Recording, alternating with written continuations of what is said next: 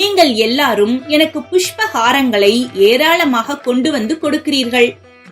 உங்களை விட நான் பெரியவன் என்று நினைத்துக் கொண்டு பக்தியால் இப்படி செய்கிறீர்கள். நீங்களே இந்த மாலைகளை போட்டுக் கொள்ளாமல் இங்கே கொண்டு வந்து கொடுத்தால்தான் அலங்காரமாகிறது என்று நினைத்து செய்கிறீர்கள்.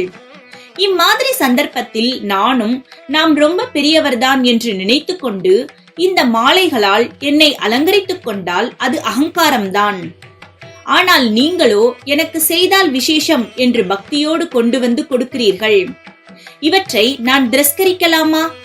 அதனால்தான் நீங்கள் என்னை அலங்கரித்து பார்க்க ஆசைப்படுகிற மாதிரி நானும் இந்த மாலைகளை அம்பாளுக்கு சமர்ப்பணம் பண்ணி அலங்காரம் பண்ணுகிறேன்.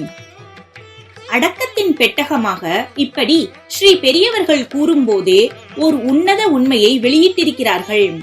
அவர்களுக்கு அர்ப்பணம் செய்யப்படும் ஹாரங்களை அவர்கள் தமது கழுத்தில் அணியாமல் சிரத்திலேயே குவித்துக் கொள்வதை உலகறியும். இங்கு மாலைகளை அம்பாளுக்கு சமர்ப்பிப்பதாக கூறுகிறார்கள். குருவின் பாதுகை ஜீவனின் சிரத்தில் உள்ளது.